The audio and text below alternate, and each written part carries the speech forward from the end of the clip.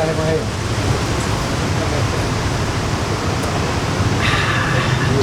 Orang Indonesia kalau belum nggak afdol.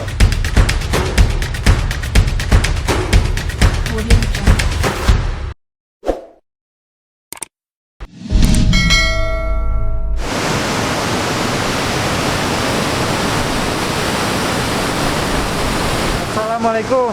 Saya ada di kelurahan di Kota Bogor yang paling terkenal di Indonesia, Kelurahan Katulampa. Kenapa paling terkenal? Karena di sini ada Bendung Katulampa. Ini poskonya, kantornya. Nah, ini Pak Andi, Pak Diki, Lurah Katulampa. Ya. Dan Pak, ini banyak yang salah paham. Ya. Katanya kalau Katulampa dibuka, Jakarta tenggelam gitu. Coba jelasin Pak Andi, ini sebetulnya fungsi Bendung Katulampa ini apa?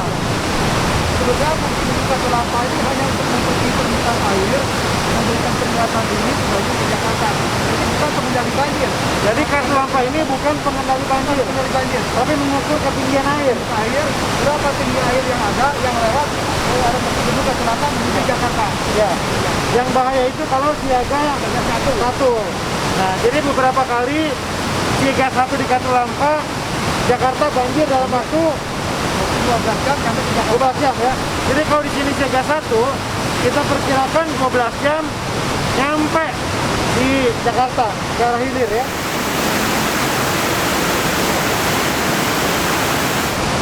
Nah, makanya setiap hujan deras kita lihat ketinggian air di sini. Kalau sudah siaga 2, lurah camat ya, yang dialiri Ciliwung ini harus waspada.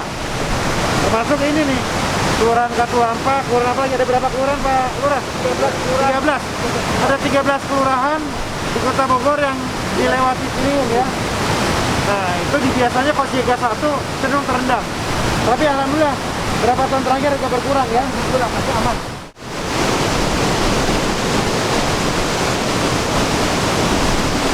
Nah, ini ketinggiannya berapa sekarang? 40 cm baru datang. Tuh lihat, kita lihat ya.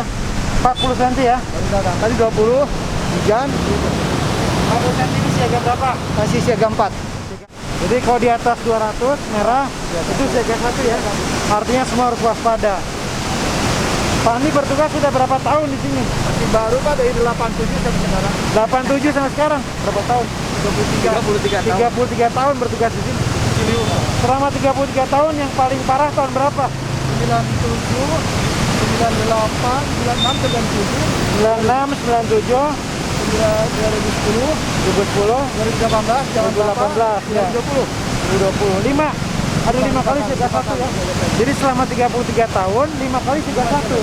Makin di sini makin agak sering. Makin agak jarang. Agak jarang. Ya. Karena setelah Bendungan Ciawi agak berkurang. Setelah Bendungan Ciawi ya. Agak berkurang.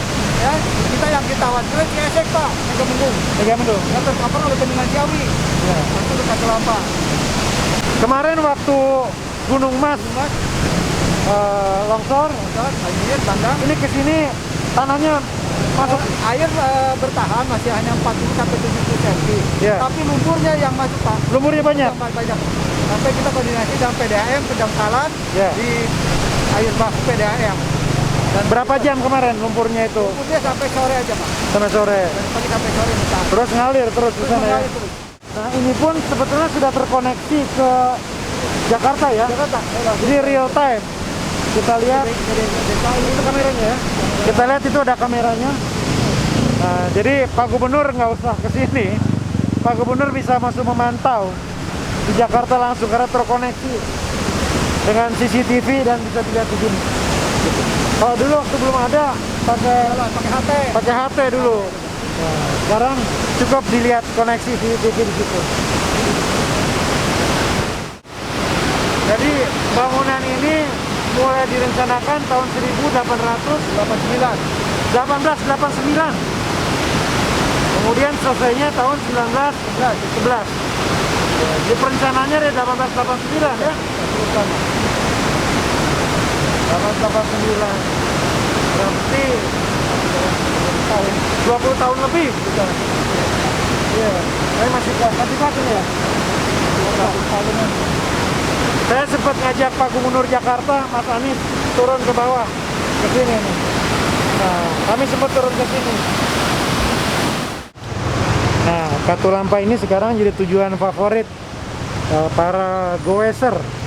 Ya, teman-teman dari Jakarta dan sekitarnya weekend datang sini, naik sepeda, nongkrongnya di sini nih. Ngapainnya di sini? Susu jahe Umi Yaya. Yaya, itu ini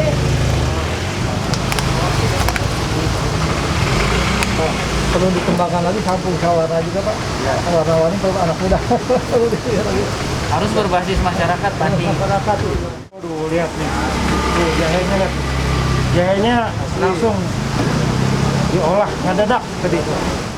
Isinya jahe dicampur gula merah dan susu. Bismillahirrahmanirrahim.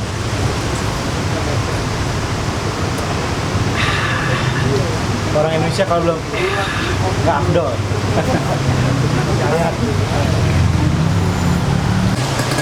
Setiap memasuki musim penghujan, saya selalu meminta camat lurah untuk aktif bersih drainase, saluran air, kali, ya sungai itu dinormalisasi.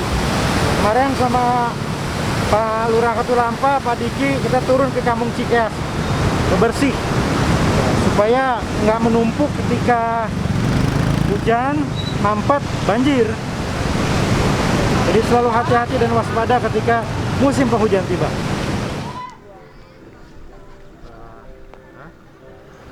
Jadi strategi Kota Bogor dalam menanggulangi banjir adalah membuat agar air itu ditahan semaksimal mungkin, tidak mengalir ke tempat lain, ya, seperti ke Jakarta misalnya. Jadi dibuat air itu meresap ke dalam tanah. Caranya banyak. Kita membuat gerakan lubang biopori. Jadi dibuat lubang-lubang untuk serapan, ya, dan juga bisa untuk sampah atau pupuk di situ. Nah, di sini adalah kolam retensi. Jadi saya ada di Cibulu. Ini kolam retensi yang tujuannya adalah membuat air yang biasanya diserap oleh lahan-lahan yang sekarang nggak mungkin melakukan fungsi itu. Nah, ini diserap oleh kolam retensi ini.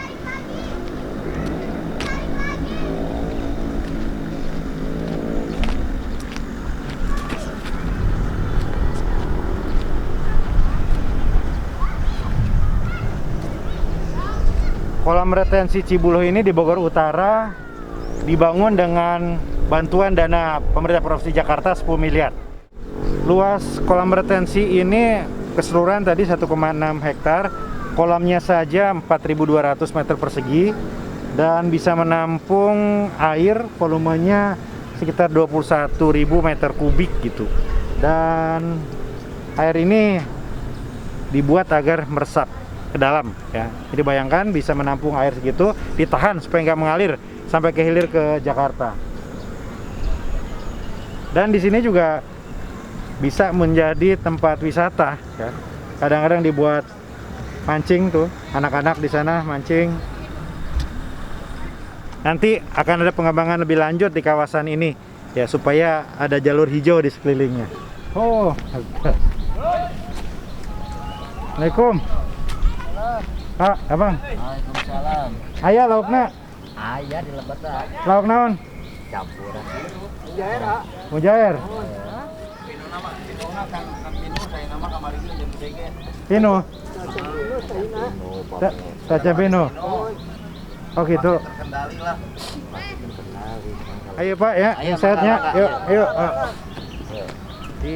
Untuk warga yang tinggalnya di bantaran sungai, di daerah rawan longsor, rawan banjir, setiap hujan agar hati-hati dan waspada, ya, monitor keadaan.